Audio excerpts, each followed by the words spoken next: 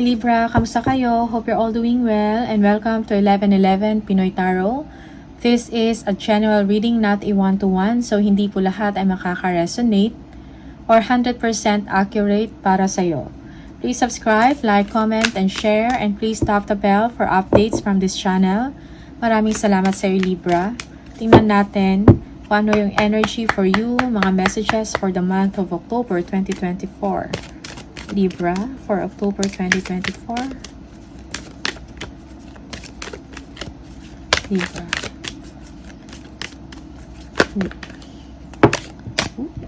No. Libra, October 2024, please.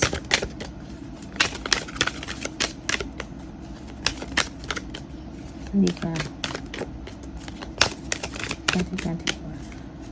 Libra, October. Okay. We have the unity. Meron kayong mga concerns, okay, or issues tungkol sa isang commitment, whether sa trabaho to or sa isang relationship. May mga decision kayo na kailangan gawin, whether to stay or to make your own path, no? This is not the time for you to make bold decision or bold moves. May mga kailangan kayong alamin, or for some of you will be seeking advice from people or from someone na mas nakakaalam, makapagbigay sa inyo ng advice or mga wisdom about sa inyong situation. Okay? For some of you, you will be communicating with like-minded people or like-minded friends or circle of friends for some of you. Okay? Getting information from them. Yeah. Yung iba sa inyo, you have issues or questions about commitment, about marriage. Okay? Yeah. About principles or values for some of you, may mga concern kayo about that. Okay? May mga decision kayo na gagawin. And tinitingnan ninyo or binabalanse ninyo ang sitwasyon. Okay? Okay. Tingnan natin.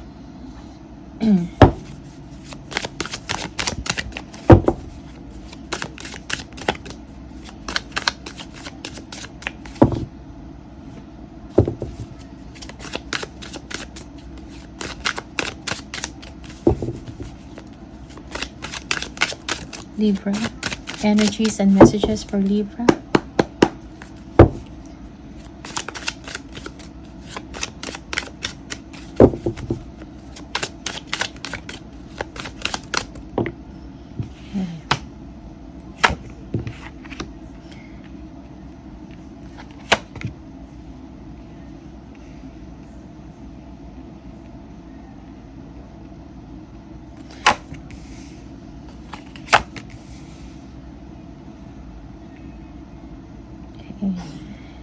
May mga bagong opportunity or career opportunity para sa inyo Libra, pero pinag-iisipan mo to. Okay? For some of you, you are thinking about someone to have a new beginning, someone na inyong soulmate, okay? Maybe this person is from your past, you're thinking about them. Pinag-iisipan mo kung ito ba yung tamang direksyon sa'yo or hindi. You need enlightenment. Okay? For some of you, you're thinking about money, your career, mga opportunities pa na makapagpapaunlad sa inyo material-wise or makapagpaunlad sa inyong finances. Okay? Yeah. So, meron kayong mga desisyon na kailangan gawin. Maybe this is a concern about commitment. Okay? Yeah. You are spiritually guided to this direction, Libra, to have stability, no, in your relationship.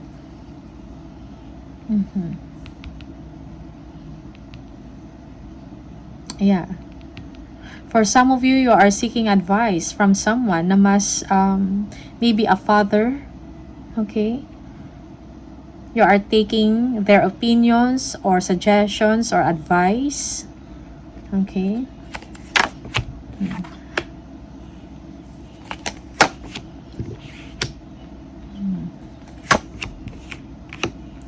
Wow. So, may mga blessings na paparating sa inyo, Libra. Masayang blessings. Okay? Kailangan mo lang mag-focus din sa inyong activities or sa inyong goals or target. Most especially pagdating sa inyong creative ventures or sa inyong trabaho or sa inyong negosyo. But fortune is on its way for you, Libra. Yeah. You are also thinking about someone that is younger than you.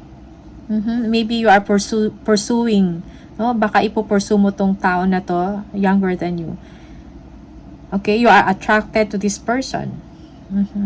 For some of you, you are in love. You want to offer serious or commitment, no?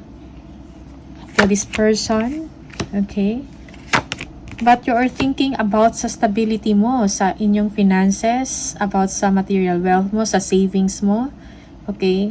You are so concerned about your money, your stability, your career.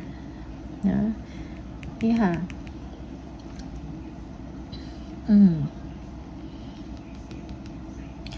Pero may support para sa inyo. Okay? For some of you, merong maturity, no? Nagkakaroon kayo ng maturity spiritually or emotionally. Okay?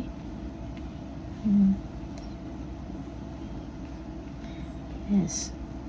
Nag-iisip din kayo ng mga paraan kung paano pa mag-improve ang inyong trabaho. Paano mag-improve or paano maging successful, no? When it comes sa inyong finances. Okay? You are ambitious. You want a certain role in a company or in your work for some of you. Okay? Yeah, you're thinking about that. For some of you, nag-iisip kung kailan kayo mapopromote or magkaroon ng stability sa inyong trabaho.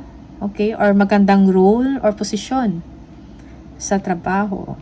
Okay? That is for some of you. Just take what resonates for you.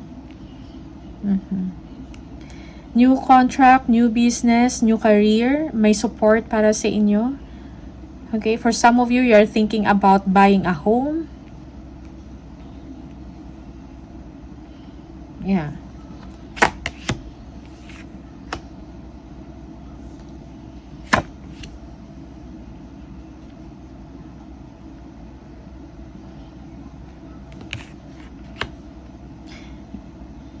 Yeah, you need to take leadership, Libra, most especially in making a decision. If you want to reach your goals, kung meron kang gustong abutin, okay, you need to believe, kailangan mo magtiwala sa inyong sarili, sa inyong kakayahan.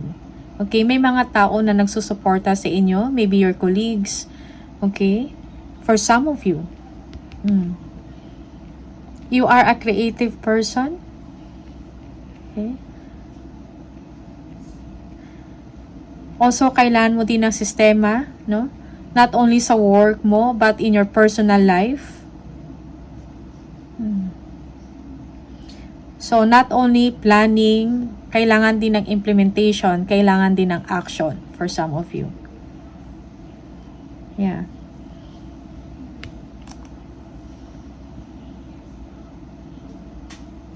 May mga opportunities na parating sa inyo. So, take it with confidence, no? For some of you,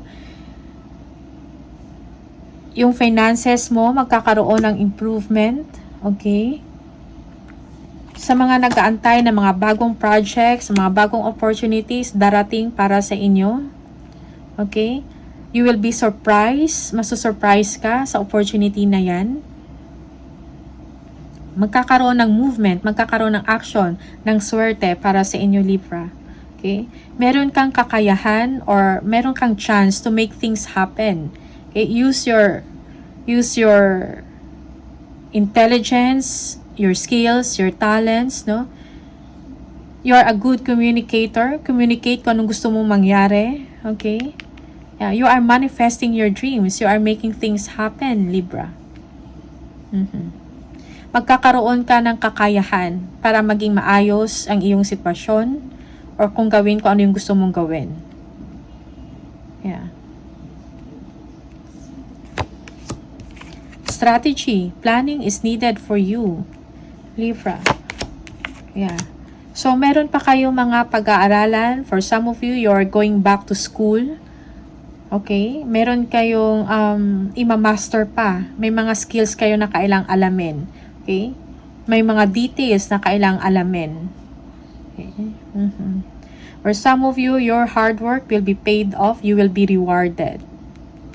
Dahil sa inyong kasipagan. So, strategic planning is needed. For some of you, meron kayong current na work or ginagawa and you will make time to study other areas na kailangan mong pag-aralan. Okay? Yeah. Okay.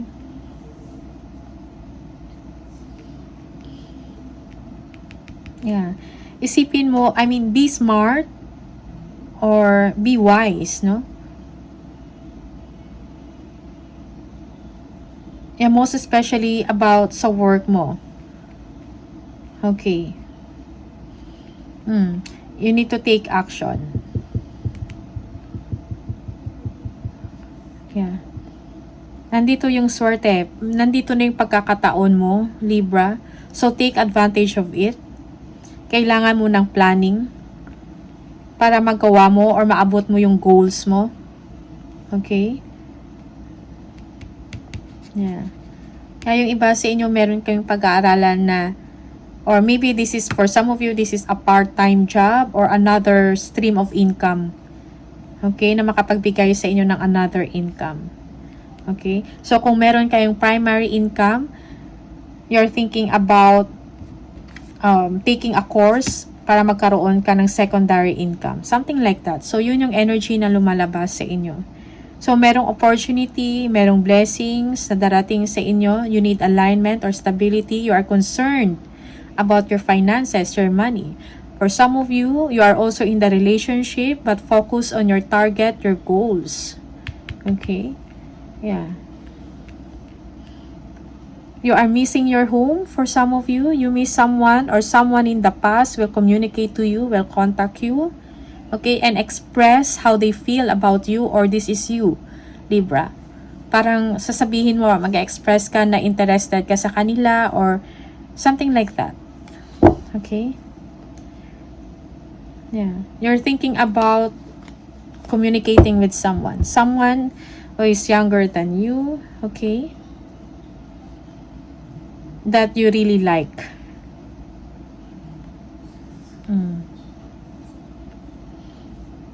You have the Midas touch, no? Ibig sabihin, parang kahit anong gawin mo or kung yung mga ginagawa mo, nagiging successful, nagiging maayos. Most especially if you are a person that is creative, no? Yeah. Kung ano man yung project na ginagawa ninyo, you will be successful on that.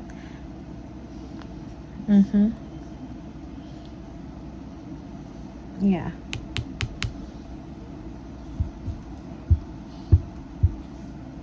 Kailangan din ng passion and drive or willpower for you.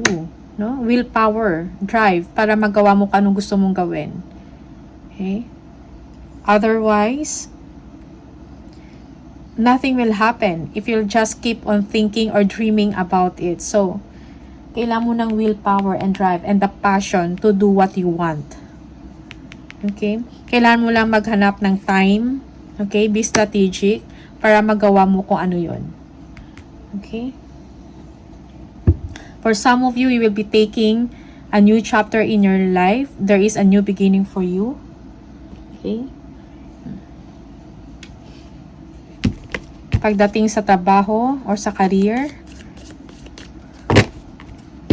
and even in the relationship, no? Sabay.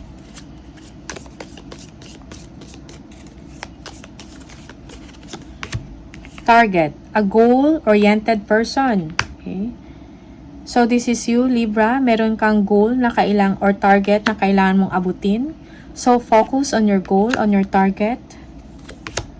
Lightning, control your anger or you will be sorry. So, temper your anger. Control your emotions for some of you. Okay? Think before you act or think before you say. Or think before you speak. wall, misunderstanding. Yeah, okay. So be aware of some understandings, maybe with your colleagues or with your family members or with your loved ones. Okay, so control your emotions.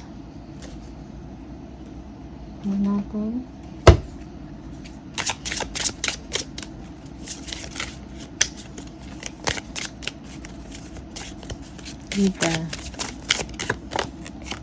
Spiritual teacher. Your life purpose involves teaching others about healing and spirituality.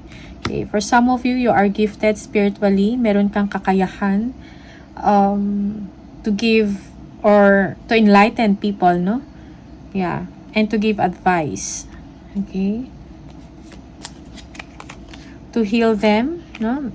Maybe you are a healer spiritually also.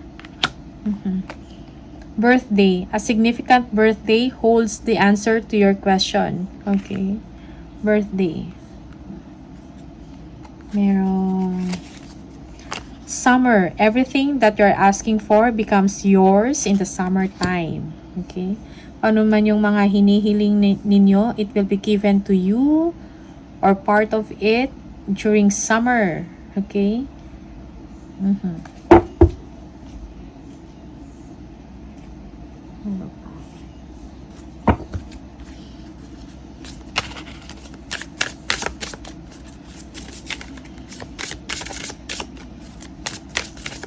For Libra, deservingness. You are a beloved child of God, like everyone else, and you deserve to receive the support that will allow you to focus upon your divine life purpose. Even if you cannot yet recognize your lovable qualities, trust that God and the angels can see how amazing you truly are. Okay, that's the message for you. Merong support sa inyo from the divine, from the universe. Okay? You deserve something better, Libra. You deserve to receive support and blessings. Just focus kung ano yung purpose ninyo. Don't lose sight of this truth. You came here to evolve and grow. It is necessary to experience the difficult times. That is when you will grow most. There is always light at the end of the tunnel. Be proud of your journey. Okay? There is always light at the end of the tunnel. Okay? Magkakaroon din ng illumination or enlightenment sa inyong sitwasyon. So, just be patient and trust the process. Trust your journey. Okay? So, these are the messages for you, Libra. Maraming salamat sa iyo. All the best. And see you on the next video. Bye!